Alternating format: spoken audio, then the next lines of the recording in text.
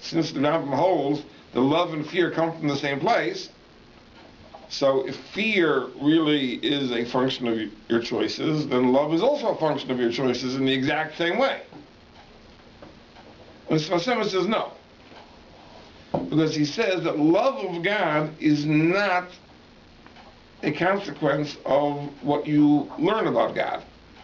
Love of God is something which is natural to a human being, because there is a natural connection, natural bond between the neshama of a human being and God. As the Mekubalim put it, our neshamas are a chelek elokam mal, they are a portion of God above, whatever that means. There's a natural bond, and therefore there is a natural yearning to connect to God. That is love of God, and that is not a function of anything that we know or anything that we learn. Well, this is a very, very interesting thing. The Baal HaTanya actually says the same thing. Well, Tanya wrote a section of the Tanya called the Shar Yichud V'Emunah. In the introduction to that portion, he says there really are two types of love of God. One type of love of God is a consequence of things that we come to learn through experience. God does kindnesses for us, such as, to give an example of the greatest kindness in history, he took us out of Egypt. He was willing to descend into the pit of impurity to remove us.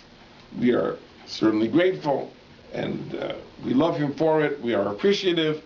That's one type of love of God. And that we acquire through experience. It's a function of gratitude. And I would say that gratitude also is a moral choice. Some people choose to be grateful. Some people choose to be ingrateful. Some people choose to express their gratitude. Other people choose not to express their gratitude. So here I hear there's an element of choice. But he says there's a higher love of God, which he calls kalois hanefesh b'tiva. It is the yearning of the soul by its very nature. By its very nature. There is something which is very basic to the soul of a human being, that it yearns for connection to God. Now, just to give a mashal, to illustrate it, take a very young child. And I think we could say that even a very young child loves his mother. And yet that child is not yet of the intellectual sophistication that it could articulate a complex thought. So what kind of love is that? Is it rooted in appreciation? Is it rooted in understanding? It's natural. It's part of the way in which human beings are wired, that a child yearns for his mother. So part of our makeup as well is that we yearn for God. That's Ahavas Hashem.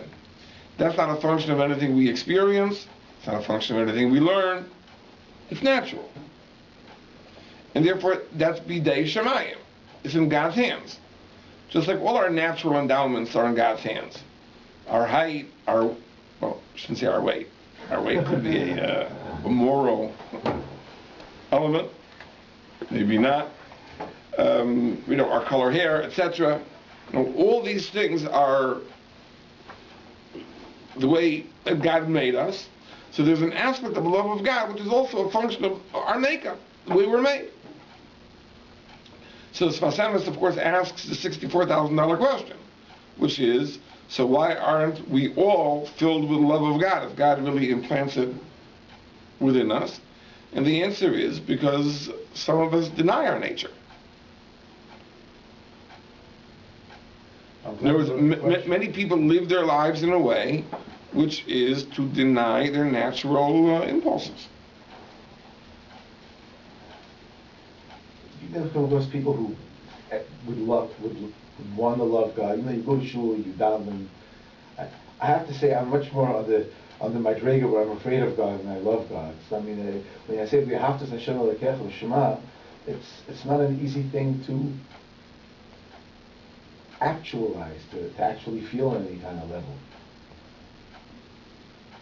hope I'm not hanging myself out as being very unusual. I don't know. But No,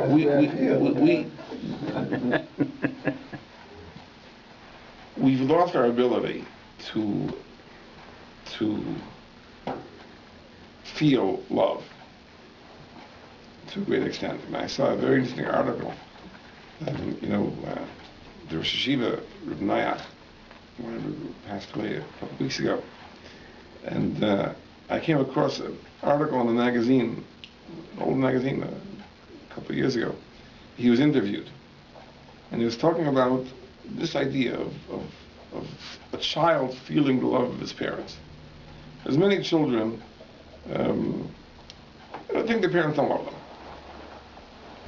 But he raised the following question. Imagine if someone went to your parents and said, listen, I'm going to offer you $50 million under one condition, that you're never going to see your child for the rest of your life.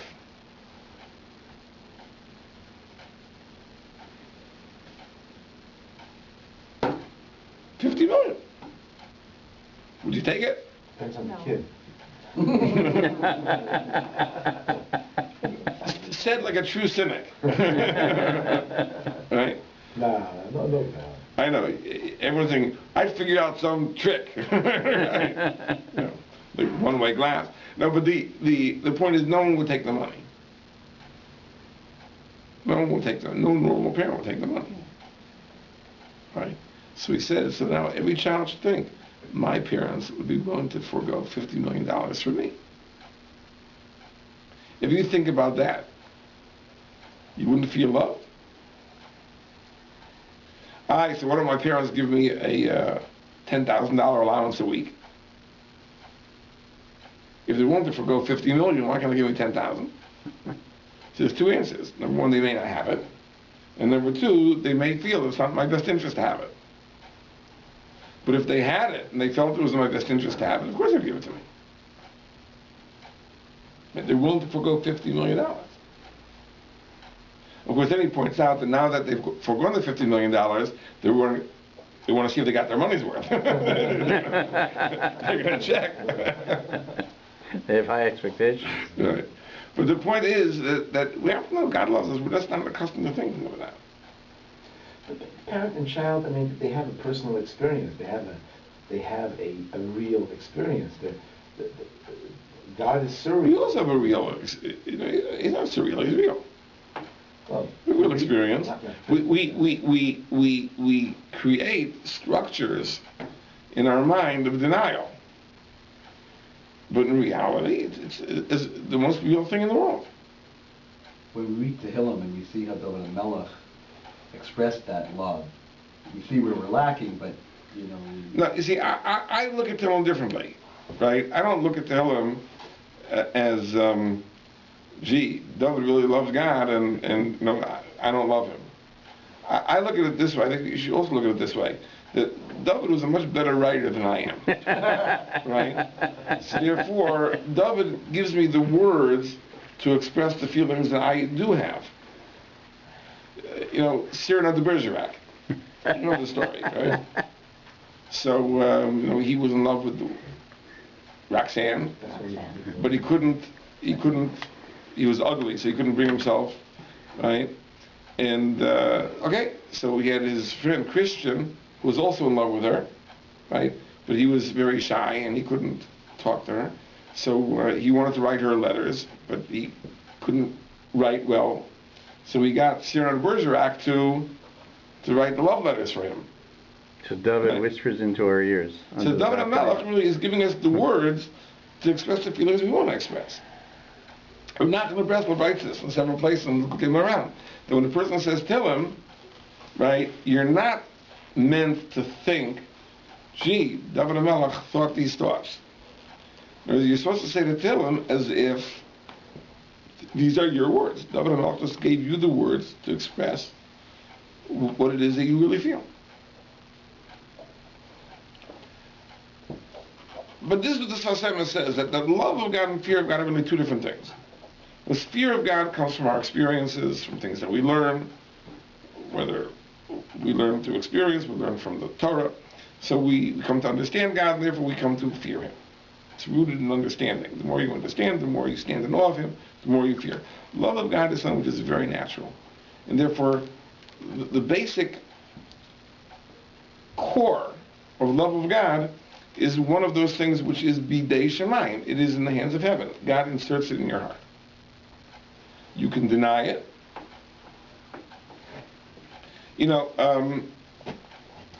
Well, let me give you an example. I think that people are naturally curious. It's part of human nature to be curious. But, people kill their curiosity. They dull their minds. Too much television, too many video games, too much wasteful activity. And you kill the natural curiosity that a person has. But little children are very curious. When you watch a 2-year-old, a 3-year-old, it's fascinating. Non-stop. It's a world of discovery. Constantly. This would also be a world of discovery. Since you mentioned, going off on a tangent, because it's informal tonight, right? We're sitting down. I saw an amazing thing from the Vilna Gaon.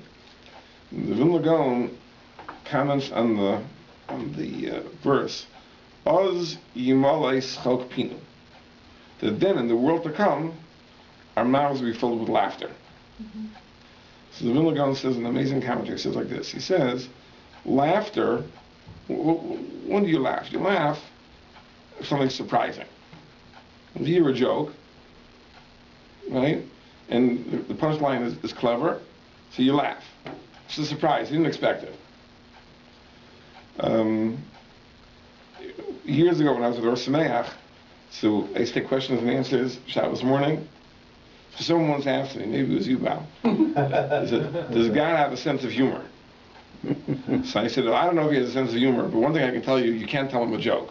Why? Because he knows the punchline before you say it.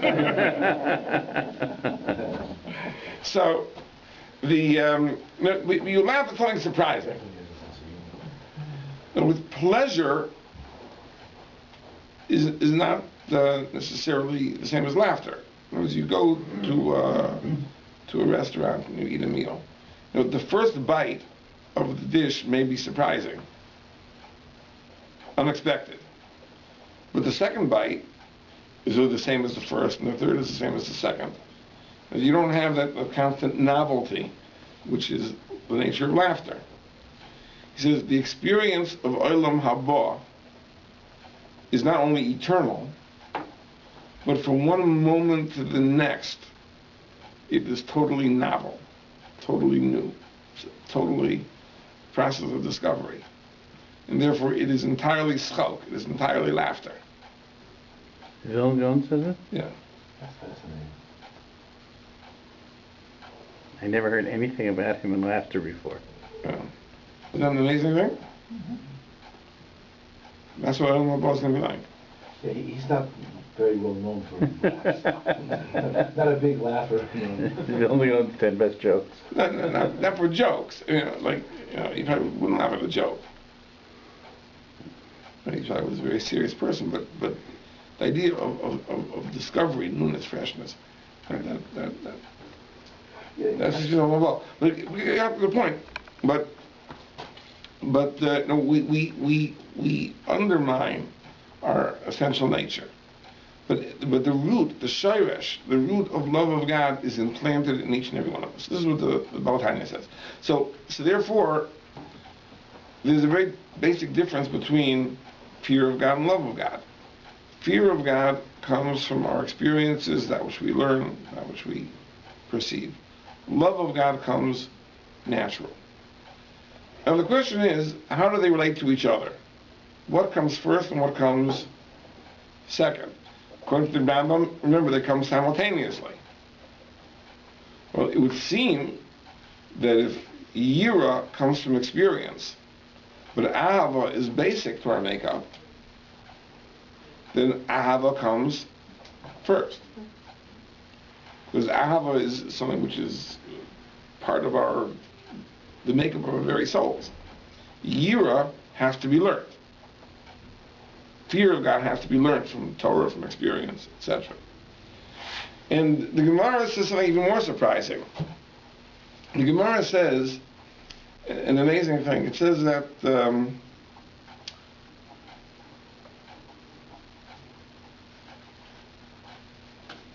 that Avram Avinu was greater than Eov. Eov was a Job, great pious person. About him it says he was Yirei Elokim.